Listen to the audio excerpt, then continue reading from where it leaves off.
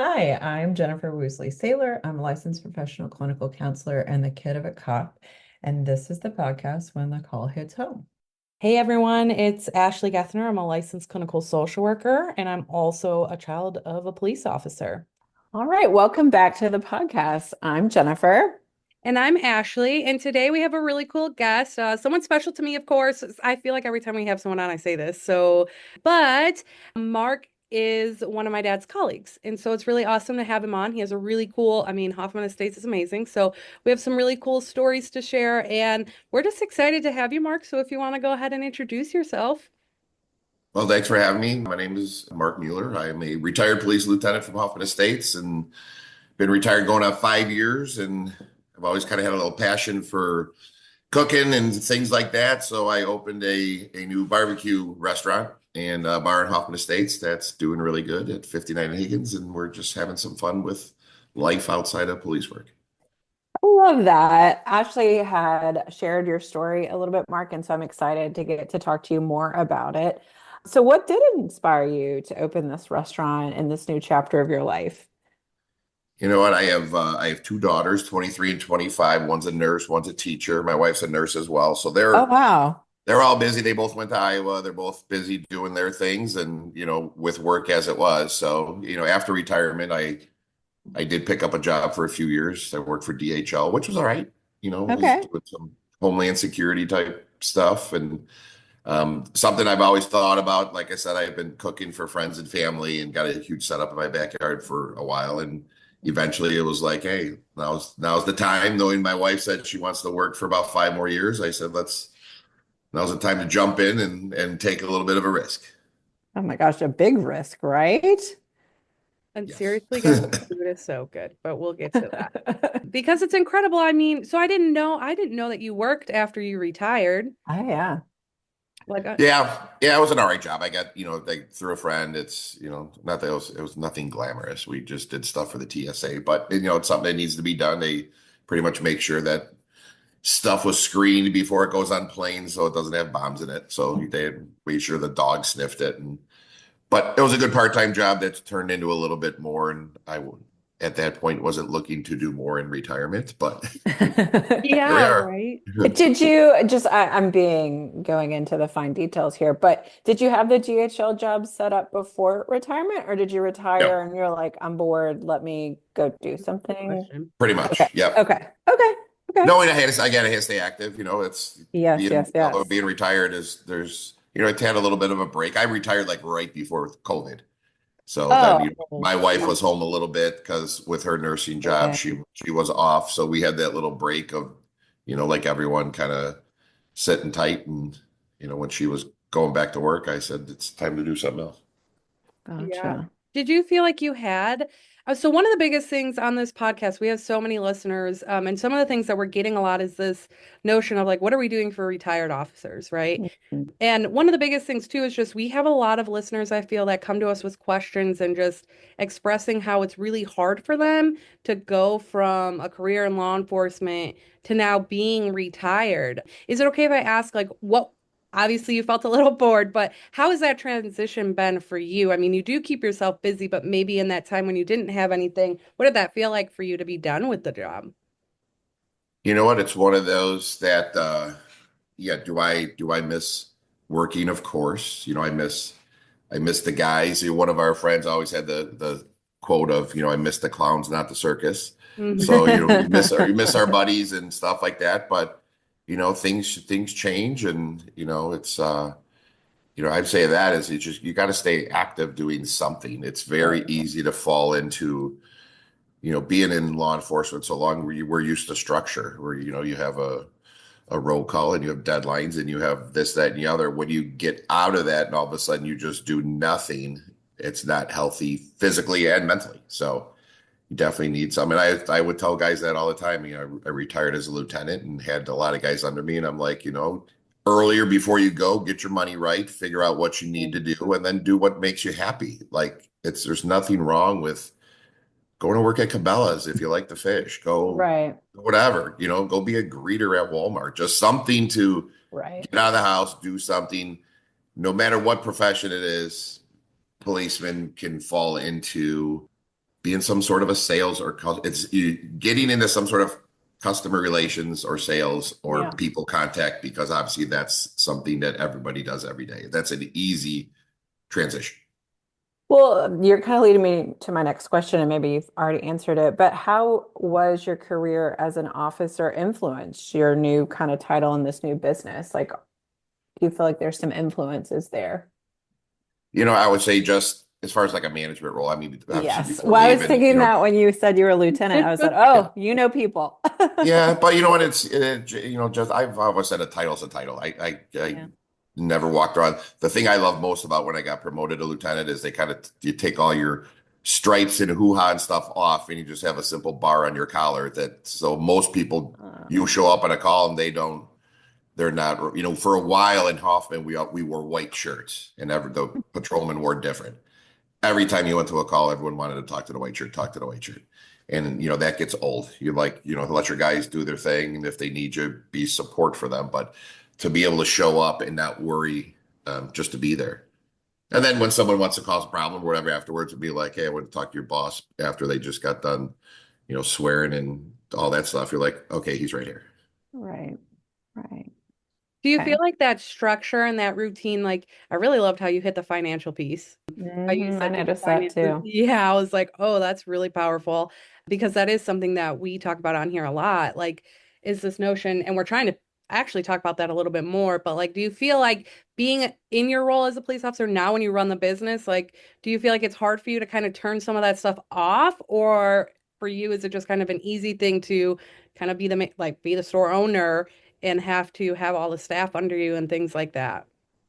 You know what? It's not really like turning it off. I mean, obviously cops are going to see things in life differently than everybody else until you die. It's never going to change. Whether you're Mhm. 90 years old or just retired, you look at people differently. You understand them differently. You read them differently, and that's just a part of who we are, and that's never going to change. And there's nothing wrong with that. But going from here, being able even to kind of read employees or help them, because again, dealing with everything.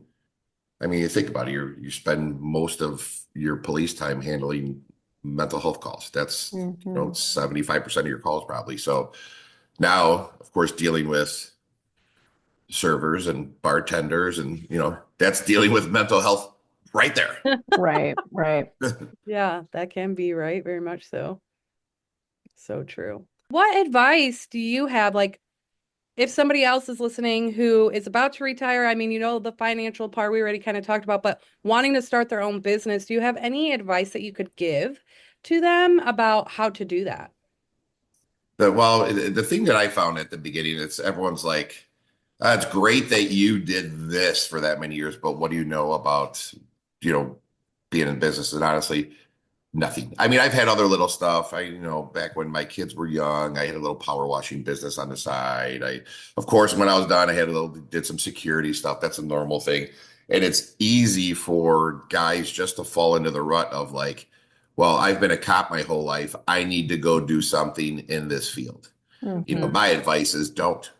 Don't do anything in that field. It was great. It was a great job. You did that, use it, but don't all of a sudden assume I have to go be a security guard. I have to go do this. I have to, they said do whatever you like. Now, what I learned, if someone's thinking about going, go to your village and just go talk to the finance people and being like, hey, if I left today, what does retirement look? I had a guy that one time that was saying, should I stay? Should I whatever? When he explained how it works with the pension stuff and leaving, he's like, I'm going to go talk to the village. I was like, all right. Literally the next day he was putting his papers in. He's like, okay, Yeah. this is fun. I've been gone. Oh, That makes sense. A yeah. lot of guys, they're like thinking, well, I'm stuck here. I'm Mhm. stuck in this job that they're unhappy with because they think they have to go there. When they actually go to the village and you see it in front of them saying, oh, I guess I can do this, and here's where my money is. Now I can make a decision with their family of what to do. Starting a business was very hard. I Mhm. went through, I'm a big Toby Keith fan, and I have it. And you saw at my restaurant, I have the "How You Like Me Now" thing kind of on our wall because I even had my friends were telling me, "You're going to fail. You don't know anything about a Oh, restaurant. wow. Restaurants fail, right? Even the first couple weeks, people come in. Oh, I really hope you guys, stick around. I'm like, me too. I always stick around too. But going from there, you have, of course, a lot of doors shut in your face, but from our place, from finding a location to the design to the staff to the menu, all that, did it, on my own. I have a small partner that's with me, and she's awesome. She, has helped out everything from the front of house. Me and my wife's really good friends. Mhm. So leaning on that, lean on the people, and I ask a lot of questions. Which again, normally of being a cop, you have a bazillion questions. We have to have things answered a certain way, or it drives you crazy. So I ask the questions. My brother-in-law's got a restaurant. Well, what should I do with this? He's like, don't open it. Don't do it. Stuff like that. But it's super hard. And then you talk about the people coming in to give you quotes. They're like, oh, is this a chain? No, it's just kind of like a family-run business. And then their quote would be $5,000 higher than everybody else's because they're trying to take advantage of you because you probably don't know what you're talking about. So that's it. I mean, it's my whole thing is that, like, the advice of, do what you like, get the questions answered, and pre-plan. Don't wait until, hey, I'm 50. I think I can leave right now. Start thinking when you're 45 or when you're 40. Mhm. Every town has a retirement planning part. Yeah. Go to the class. Go to the retirement planning class. I appreciate that so much, especially go to your village. Like, and what I really hear in that too is like information is power. Like when I have it printed out in front of me or I talk to the experts, then I can start making those decisions. It also sounds like there's a passion here that you have for this business, which I think a lot of people as first responders, that's a passion. So Mark, I mean, how generous that you get to have two of these things in your life. So talk to me a little bit about just having this thing in your backyard to that big leap of people telling you no, no, no, no, no, and you still saying yes, yes, yes, yes, yes, I'm not giving up. Yeah, you know what? It was always like I wanted to work for myself or do something, Mhm. that when I was done, I always said, I'm never going to have a boss again. I'm never, yeah, it sounds bad. I'm never going to answer to somebody else again. Yeah, And there's nothing wrong with that. I mean, Right. we know, like we said, you answer to people every day. So to be able to kind of have that freedom of making decisions for myself or my family, making decisions of going from there. But I did a bunch of little parties and stuff, and I had a good okay. friend who actually trained me of when I wanted to learn more about the smoking part of barbecue. So a good buddy of mine was the original grill master for Weber and spent a Oh, lot of time in his wow. backyard of, hey, Oh. show me what you do or how you do Mhm. it. No wonder why this food is so good. That's so cool. That is so cool. Okay, I know that like one of the biggest things on here, right? We talk a lot about children of first responders, and you have two daughters yourself. And what did that look like for you? Maybe I'll take us back a little bit if that's okay. I know this is a slight transition, but what did that look like for you? I mean, being an officer, how did it feel to raise kids and manage family life with being an officer? You know what? I would say, I was blessed in my career because I got to do a lot of things. I mean, I've done everything from just be a patrolman, which I loved. One of the most favorite things I did, to being in our high school. I was in our TAC unit, then, getting promoted through other stuff for, what I did as a supervisor. But, my daughters were always active. That when they were young, my wife's a nurse, being, typical cop nurse type thing. And she was a peds nurse, so she was fantastic with our kids as they were growing up. Now, was their life a little differently? Yes. I mean, and we had those conversations when they could understand them that, I mean, the scary and just factual thing is you had to have that conversation with your daughters and your wife and said, if there's ever a situation and I hand you our car keys, that means get in the car and leave. Like something is going to happen and you don't need to be there. Hmm. Like it sounds bad, like you do, I'll take care of myself.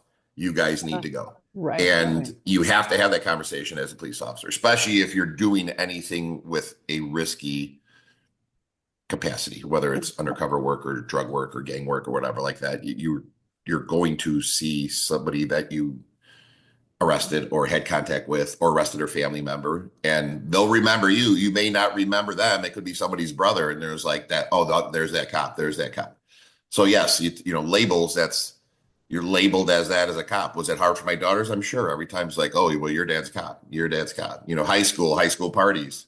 Oh, your dad's a cop. Your dad's a cop. It just so they had to deal with it differently. And it's interesting that they chose public service careers Yeah, themselves. I was thinking that when you said that they're a nurse and a teacher. Yeah.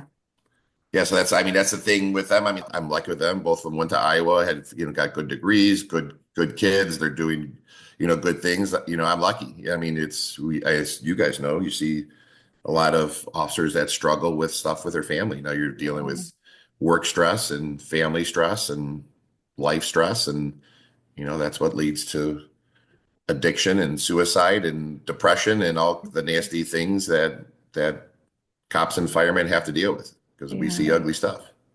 How were your daughters like taking this family secret, the good barbecue in the backyard, to the masses? How did they feel about this new chapter for you? Super supportive. They loved him. I mean, they when they come around, they come around. They liked it. I mean, it's like I said, since they've been little, they've always been cooking, whether it's our days off, cooking or cooking Right. So this together. is It's such just a family thing. I love this. yeah. I mean, and it was always like, hey, you wanna, you can always come be over here part time, and they're like, no, thanks. They'd rather stay in the city. They both live by Wrigley. They got more fun stuff to do than Wow. hang out in Hoffman at the barbecue place. But it was the option, and I think they get it too. I mean, it's a lot of work and a lot of hours, but something I enjoy, and they understand that too, even coming from now. Yeah. I think you bring up something really special there, Mark, in terms of like food is such about community. And that's something that we do with our families and coming together and breaking bread. And so that's gorgeous that you did that with your family and the girls growing up. So that's awesome. Thanks for sharing that. What I do Yeah, no know problem. is that you opened, right, in Hoffman. Do you get a lot of support from other officers that worked with you or like the department now still in terms of the restaurant? And what does that look like for you? Our department, and I'm sure a lot of other departments are like that, and it's nothing, no fault of anybody's. It's literally so. Here's your exit thing. How we do it, and I've always said it's kind of messed up, but you have like your pizza party, right? And then everyone comes in and you have a little pizza thing. They do a little display of, I mean, actually, you've been to it. Like, hey, here's your Yeah. video. Here's some stories about you. Tell some good jokes. And then they're like, okay, the last thing you do before you go is you go put your name up on the wall. They have a little like a plaque thing. You put your name on it that you retired. And then literally after your stuff's cleaned out, literally they take your key card and give you one, and you no longer have access to the building. Like you're talking later, like after that moment, you can't go in there without somebody going with you because you no longer work there.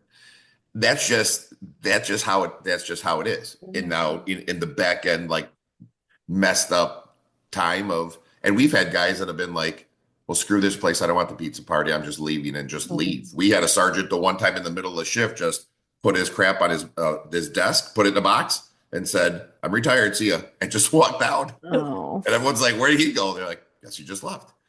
So that retirement transition is different for everybody. Some people are like, "This has been a worst job in the world that I've had for 25 years. That has, you know, fueled my family and fed them and done everything just because they felt a certain way of what they were owed or what they were treated." So that transition of going from there is a tough one. Now, you say, do we hang out with this? Yeah, the difference with me is most of the people that are at our department now, I either hired or worked underneath me or whatever. There's nobody my age anymore.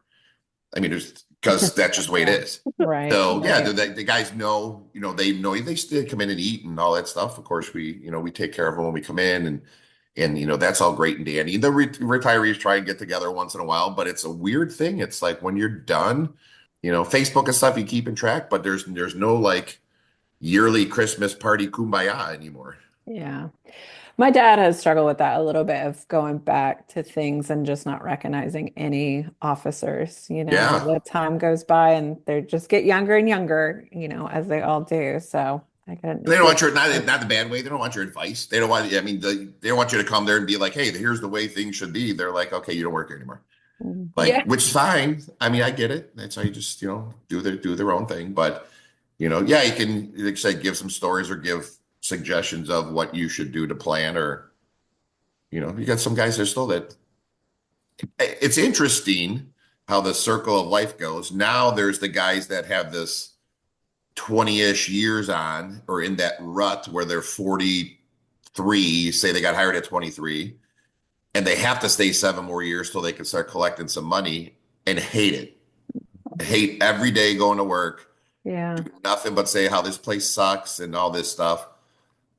And those were the guys that 7 years ago were like, man, this is the best place in the world, and I'm Right. I'm going to be the next hard charger and this and that and the other. And it's sad to be on the outside seeing how people have switched into the people that were complained about before. And it's always Yeah. and in 7 more years, It there's is going a to be another group cycle. of guys who did the same thing. Yeah. Well, and I'm sure, seeing it from the outside, you get to see it so much clearer too, of like, man, how did you guys get to this place, and seeing the bitterness of it all.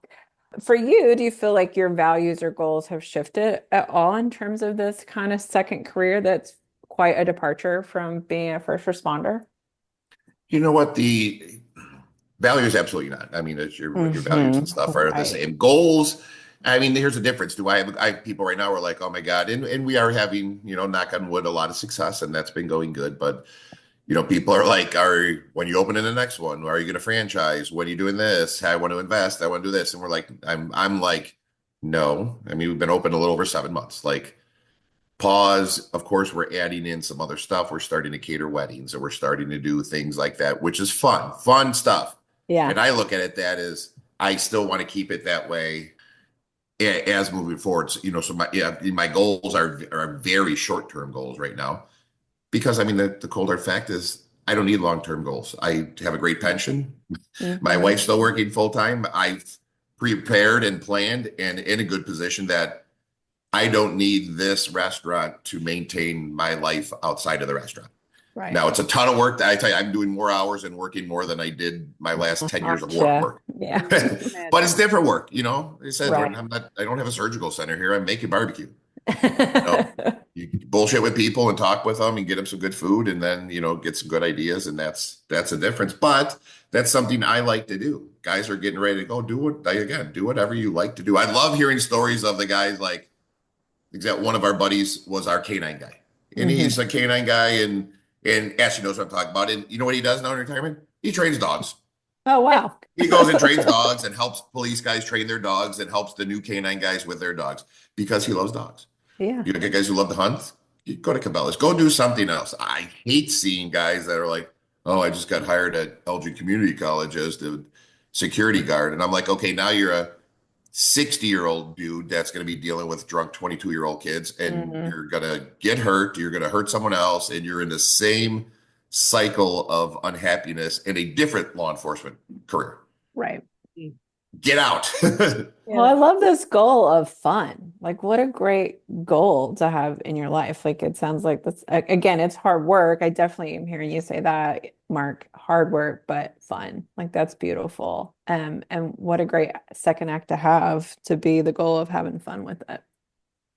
My brain is so like hyper focused right now on this notion of you saying how everybody's kind of like, hey, when you opening up a second one, hey, when and it's like, how we struggle so much as people to just be content in the now. Like be You like hit it, Ashley. excited about the now, and I feel Mhm. like I hear you say that when you're talking about retirement and stuff, like be present in what you have now. And I think that's something that we've talked about a lot, or like other children of first responders have mentioned, is like their parent who is a first responder, right? Like works so very hard their entire career to bring home what they need to bring home, and miss out on a lot of things because of that. And yet, it's almost like that expectation just never goes away, like to Yeah. just keep working so incredibly hard. But that fun twist is huge, I think, on it. Like do something that your family can be included in. Like you said, you're like, Mhm. hey, come join me if you want to come join me. Let's do this together. But it's just wild to me how people are so like What's give next? them What's time. next? What's Yes, next? What's instead of next? like Yeah. how lucky are we that we have this new restaurant that's serving great food, someone who served our community. Like that's a beautiful thing. But yeah, people they always push. They always push for Jennifer and I kind of know that like Yeah, this is crazy. Ashley, you said you're hyper fixated. I'm taking us on a left turn, but it is a little conversation I had with my husband this morning. I just got back in town and I was talking about where I was at, like seeing these empty storefronts. But what was so packed everywhere I went were these places to eat. I think, Mark, you're in the business, not me, but I think having community, like where you get to go to a restaurant and have a unique experience that's not necessarily a chain, Mhm. is what people want.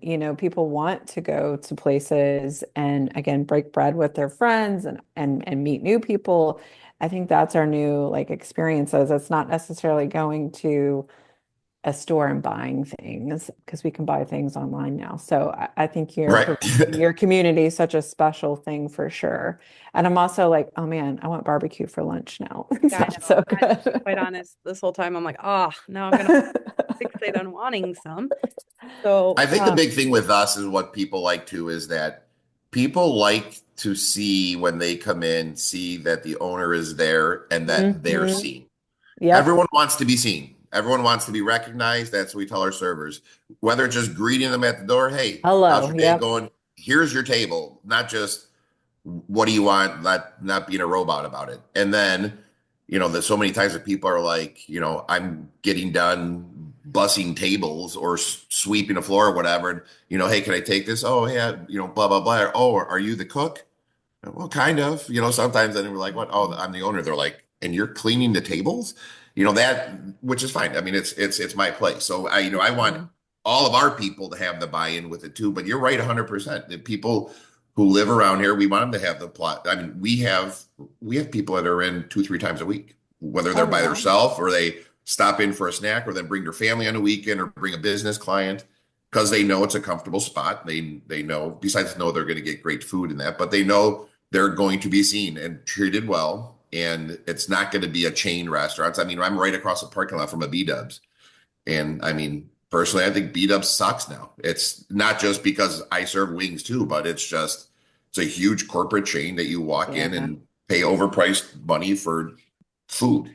But I say I go to B-Dubs because I want to drink a big tall beer and watch a million TVs and watch a game. Right. I'm not going there expecting to get a great meal. yeah. I'm going there for what it is. Yeah. For different size That's television. no rip on B-Dubs if there's No, anyone here I that's hear you. B-Dubs corporate. Yeah. Wait, no, I'm just kidding. No, they'll be fine. No, I mean, I think this is all really, I mean, it's true, right? And when I hear you talk, I hear you really stressing to these retired, first responders or about to retire that are listening to us being like, hey, like, don't hesitate to start now. Hmm. Figure out what you want to do. Don't just sit and wait till it's over. Like, take control of your life. Find that happiness in your life and follow that. Well, But and I have to be a therapist for a second. And, that is that like internal work. You have to kind of listen to yourself a little bit. Like, what do you enjoy? What makes you happy? And Mark, I appreciate what you said. It can be hunting, it can be, food, it can be anything. Like the Right. world is your oyster. It doesn't have to be, well, I did this and now I have to do that. Like it can be something completely different. For sure. And get your family involved in it too. I mean, right now when you're ready, be like, hey, I'm thinking about retiring. Like, what do you guys think about that? Not that that's going to matter in your decision, but hey, what does the family think about it? There's no reason nowadays for everyone to have to miss everything like you used to. And I Right. think so many times cops get into that, just the thing of, well, it's Christmas, I have to work. Well, you probably don't, especially later on. Like when my kids were grown and they were going to sleep in, I would make sure that our younger, whoever was underneath me, had Christmas Day off and they could wake up and have, Christmas with No, their kid. that kids, yeah. But there's no reason right now or plan that vacation with your family, even if it's for a weekend. Be like, hey, there's no reason that people shouldn't be doing family time or that because that goes quick. And if you have a couple years left, like tell me, enjoy every day you're at work. Because in a blink of an eye, you're not going to be there. And Right. they're gonna take your key card and you're not gonna be able to walk in the building. yeah, that was Right. wild. That I never even thought about that. They just take It's it. kind of like the big joke ever. Like, all right, then you wave out the window at them, like, hey, you can't come in anymore. Oh my gosh. And I like that you're saying, because something that I hear from a lot of my first responders is like they will have a ton of vacation time and or sick time and not use it. Yep. Oh, don't get me started on that. Oof. Right? Like just not use it. And like you're saying, why not take that trip with your family and make those memories now too? It Hmm. goes fast and you lose out on that. I don't know. I guess I shouldn't speak on that because I don't I get that like if you have enough, maybe you can retire early, right? Well, no, it's by at the end of what the village has to pay you. I mean, like with me, I Right. didn't take a ton of vacation time because I didn't need it with my schedule, but your sick time usage and your other comp time, whatever it is, vacation time is money that the village has for you. But you also have to enjoy some life. And the one story, you know, I'm talking about Ashley, one of my good friends where I work got killed on his motorcycle. The guy was, you know, could have retired within the next year, which is an outriding freak accident, got killed. I was actually the one who took the call from someone who watched the crash Oh, while I was sitting at my desk. And I called it on the radio, like, hey, there's a crash, and ended up being our friend. But he had crap ton of money saved. You know, was never married, had a ton of money saved, his sick time, all this stuff, because, you know, at the end, he probably was just gonna go ride his bike around. You know, but it wasn't like a crotch rocket bike. He had a right, right, Harley, and right. he enjoyed riding with his friends, and it wasn't reckless type thing. It was an actual accident. Mhm. But you know, that's heartbreaking right there, because you know, this guy was, not that he was waiting too much at the end, but you know, take those extra 2 days that you're going to save and go take your wife for a weekend somewhere, or take your kids spontaneously to do whatever they like to do. Just go sit somewhere and do nothing. Right, Go to right. Lake Geneva for a weekend and just sit there and watch the water, you know. Take it in.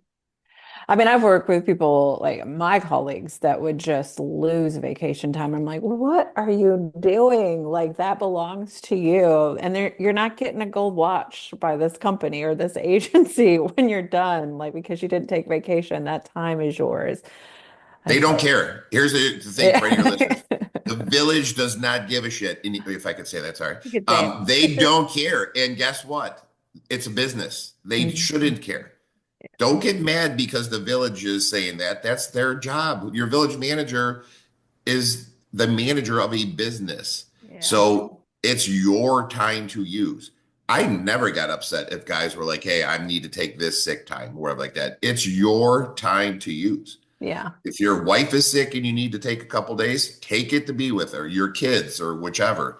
Your boss ain't going to get pissed unless you're one of those guys who call in sick every week in conjunction with your days off and start abusing it. But Yeah. And you know the difference between those people, right? There's the yes, people that are going to take advantage and try to abuse it and they'll be held accountable, but that's not you. If it's your time and you want to take it, you deserve it. Yeah. and even I tell you right now, if you need, I've had guys that you could tell they're stressed out, and you could Hmm. tell that going from there and be like, hey, you have sick time, take a couple days, yeah, sick time, Hmm. because you don't ask what you're sick for anymore.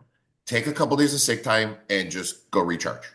Yeah. Like, everyone needs that outlet of whatever it is. Me, I run our youth football program. I've been doing that 35 years. Football to me, I had an outside group of friends. I had football friends and colleagues. So during the fall, you know, we did stuff for football on the weekend. You know, Ashley's dad's a huge Bears fan. Go to the Bears Is game. he? Is he? I Yeah. didn't know You know, go to the that. Bears game. Go do whatever with your kids. Go Right. coach your kids' Right. team if you can. You know, get involved with the other stuff. That's the rut everyone falls into of like, no, I am known. My whole everything is that I am a police officer, and Yeah. that's a job that you do, but that is not necessarily who you are only. Right. Right. My dad says that still to this day. When I crack up because we're talking about all these things, you guys are like, go hunting, go fishing, football. I'm like, check, check, check, check, check. Like, that's my dad, right? But also when I look at him, I'm like, he did make it through the career. And that's kind of where I'm, hearing from you too, Mark, is like, you guys really did a good job of like separating yourselves and still doing the things that you love. We coined them as therapists as the used tos. So like I have so many first responders will be like, yeah, I used to go fishing or I used to go hunting Mhm. and I used to play football or coach or what have you. And I stopped because they allow the career to kind of consume them. And I feel like you guys did a really good job of like encouraging each other to go do those things and to stay true to who you were. And like, thus, you guys have these abilities to bounce back from these careers and go do, open a restaurant or like my dad just lives it up. Like, I've always been in this job, like, is he truly struggling with something? And don't get me wrong, everybody has their stuff. Of But course, of when course. I look like grand scheme, I'm like, no, he coped pretty well like through his career, but I really think it's because he fell back on the stuff that he loved, like you are saying too. Well, and I see people with that same thing, Ashley, that think I'm so stressed out, so I don't have enough time. And what they do is they close out the things that energize them. I'm just gonna be on my couch all day because I'm so worn out, instead of recognizing sometimes, hey, those things that you, Mark's point, bring you joy or fun, those actually energize you more and take away some of the stress of a job that's very stressful. Yep. And you know what? Anything starting there, I like to, whatever, we'll say fishing lures, and that's a hobby. Oh, maybe I want to do that on the side, but then it's like, man, that's going to be a lot of work to get going. You're right. It is. Yeah. Anyone who started, I'm sure when Jeff Mhm. Bezos started up at the beginning, when going from his stuff, it wasn't like, man, maybe this is going to be a lot of hard work. It is going to be hard work, well, whatever it ends Mhm. up being, but it's something to that does do that release. And maybe that's what people need. You need something, you need to, especially if you're in anything with law enforcement, when you're done, check out of the job when you leave and go. That's why guys who work investigations for so many years, they sit there, they would be stressed because they're like, man, I know there's stuff waiting on Monday. By Sunday, although I was off, I was stressed out thinking about what do I have to do on Monday and Tuesday and Wednesday, or whatever like that. You Mhm. got to be able to turn your brain off a little bit and just be. Yeah. What a And good, things that bring us joy help with that, like it takes some skills, and that's something that can be helpful with that for sure. absolutely. Um, yeah. Do you have any, I don't know if you do, so I'm putting you on the spot here. Do you have any like anything resource wise? Like, did you use anything resource wise financially to help going into retirement, or was that just kind of your own doing? Well, I mean, when I first got hired back in 93, when I first got hired, Last I year, think Ashley's we birthday. were the first group of people that like Fidelity finally came in and said, hey, Oh, Hmm. like you should do that stuff. Now, before that, all those guys had nothing else. They just had their pension. Oh, my pension is going to be there, and pension's decent. oh yeah. But get involved in that early, whether it's a couple bucks or whatever. Go to the open enrollment and talk to the financial guy, whether you put $100 a month or whatever. And I tell them, my kid's the same thing right now. And I'll get to that in a minute, but getting involved with that kind of stuff. What did I do at the end? Yeah, besides the village, I knew what that was, but yeah, we hooked up with my Fidelity. What do I do with that? What can I use that money for? Then found a financial planner, Nice. because then they're handling your money, because you think the Fidelity guy really handles your money. Well, no, they handle it to get their couple percent, and Right. you're a client to them. You're not someone they know. Find a planner that you can connect with. That's what we did. We, my wife, my wife's hospital sold, so she had different kind of retirement things, outside to plan for her now. Now we're planning for her retirement in 4 years. Like, what's her life going to be like outside of there? Does she automatically have to come be at this restaurant every day? Absolutely not. Maybe she wants to be done there and go be a barista at Starbucks or something. And Right. that's fine if that's what's going to make her happy outside of that. But first of all, I haven't speak for every village. At least I know with Hoffman, we could go in there to our HR department and they have the finance people, and everyone we've sent there, they've walked them through of here's where you're looking at right now. If you stay this time, it goes from here, and then they'll have the resource to get involved with some money planning. But financial planners are just like your, real estate agent. Someone knows someone that you're going to connect with, and not one Absolutely. person. Not one person is, well, yeah, people are better than the other ones, but find whoever that you're comfortable with and set One who up. you To me, that trust. was amazing. Like, I was like, holy crap, like, help me organize everything here. Because cops think, oh, I have to have control of everything and organize everything. That's stuff that I had no problem with saying I need help with Yeah. knowing what I have and what I can do. The other thing I'll say too, I have a cousin that owns a small business and he was helpful in my small business. I know Louisville, where I'm originally from, like, I mean, they want communities to have small businesses. That's good for cities. And so it was a free service that you could walk in and they would help walk you through what it means, where you get a tax ID number, all those things. Exactly your point, Mark. Those things are out there. You just gotta ask. Yeah. Yeah, and stop just. Yeah, I would say this: if you're someone that's just every year, I'm a TurboTax person. I just do my taxes there, whatever. Go find an accountant. Mm, Find someone that you're that's good comfortable with advice. that will do your taxes. We used to have a guy here that he's passed away now, but he did all of the cops. He used to work for the IRS, and his name was Neil. He was awesome. Everyone went to Neil, but we knew that he was going to do the right stuff when your tax prep was, and he was able to give some advice outside of there. After going from there, actually had an accountant now that you can go to those questions because there's some guys that are great with their money, and there's been some guys at work that are horrible with their money and think they're going to become day traders and I'm going to do this or I'm going to do that, where they have no experience or no nothing. And the next thing you know, they're blowing all their Mm. retirement money on stuff that they don't know about. There's a difference between, something that's a positive risk or just being reckless. Yeah, for Big sure. difference. Well, thank you so much. I mean, I feel like we could go on for days. We might have to have you back. I feel like I say this to everybody too, but I want to make sure we leave some time for you again to kind of plug your restaurant, give us the name, where it's at, what kind of food you have, and everything so that our listeners can come find you. Yeah, it's called it Play on the Police. I Smell Bacon because when you saw the police when I grew up, you said, "Hey, I smell bacon." So it's called I Smell Bacon. It's at the corner of 59 and Higgins and Hoffman Estates.